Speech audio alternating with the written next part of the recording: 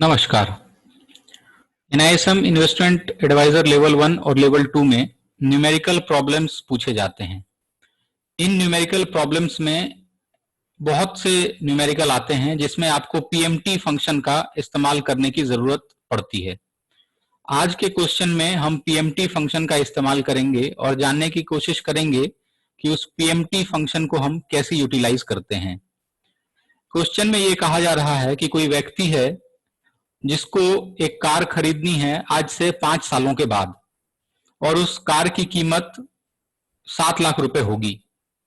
अब उसके पास में दो ऑप्शन है। पहला ऑप्शन ये है कि वो इक्विटी में निवेश करे जिसमें उसका एक्सपेक्टेड रिटर्न 15% का रहेगा, और दूसरा ऑप्शन ये है कि उसका एक्सपेक्टेड रिटर्न 8% का होगा अगर वो बैंक डिपॉजिट में निवेश करेगा। तो अब आपको कैलकुलेट ये करना है कि कितना इन्वेस्टमेंट वो करेगा तो 15% के रिटर्न के अनुसार 7 लाख रुपए उसका कंप्लीट हो जाएगा, और कितना इन्वेस्टमेंट वो करेगा कि 8% के रिटर्न के बेसिस पे भी उसका 7 लाख रुपए कंप्लीट हो जाए।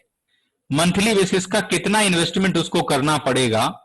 इस तरीके के जो क्वेश्चन हैं ये इन्वेस्टमेंट एडवाइजर लेवल 1 और लेवल 2 में कई बार पूछे जाते हैं। तो एग्जाम्पल में जिस तरीके से आंसर दिया हुआ है, आंसर ये दिया हुआ है कि उसको जरूरत जो रहेगी वो 7,902 रुपए की रहेगी अगर वो इक्विटी के माध्यम से निवेश करेगा तो, और अगर वो बैंक डिपॉजिट के माध्यम से निवेश करेगा तो 9,526 रुपए की उसको जरूरत रहेगी हर महीने निवेश करने की। अब इस 7,902 और 9,526 पे हम किस तरीके से पहुंचेंगे, तो यहां पे हम इस्तेमाल करेंगे पीएमटी फंक्शन का। आपको करना यह है कि आपको फंक्शन पे जाना है और फंक्शन पे जाने के बाद में आपको पीएमटी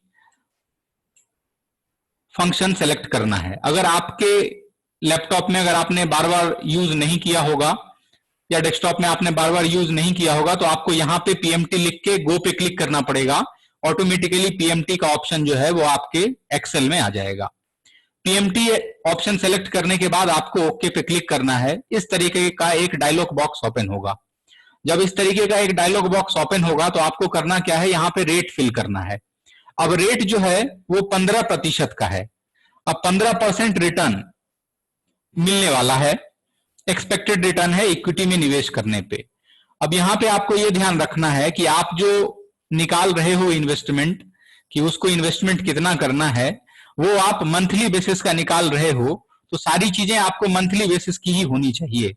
तो 15% को हम 12 से डिवाइड करेंगे, ठीक है।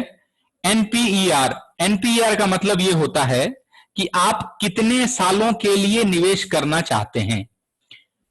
अगर आप लोन देते हैं, जनरली पीएमटी फंक्शन का कैलकुलेशन लोन के कैलकुलेशन में भी किया जाता है, तो अगर आप निवेश करते हैं तो कितने सालों के लिए आप निवेश करेंगे उसका डाटा आपको एनपीईआर में आपको फिल करना है।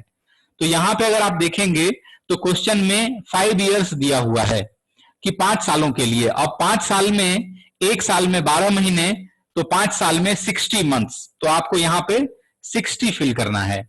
इसके बाद पीवी, पीवी का मतलब है कि प्रेजेंट वैल्यू। प्रेजेंट वैल्यू का मतलब ये होता है कि कोई वैल्यू ऐसी है जो अभी आपके पास में अवेलेबल है, कोई अमाउंट ऐसा है जो आपके पास में अभी अवेलेबल है। तो अभी आपके पास में प्रेजेंट वैल्यू कुछ भी नहीं है, आपके पास में कोई भी अमाउंट अवेलेबल नहीं है।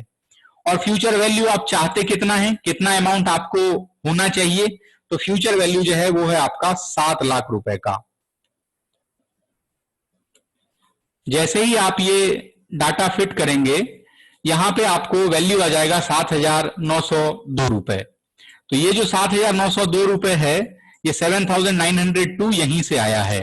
तो ये 7,902 जो है ये 15% के लिहाज से, अगर कोई व्यक्ति एक्सपेक्ट करता है कि 15% के हिसाब से अगर उसे रिटर्न मिलेगा और 5 सालों में उसे 7 लाख रुपए चाहिए, तो उसको 7,902 रुपए हर महीने निवेश करने पड़ेंगे।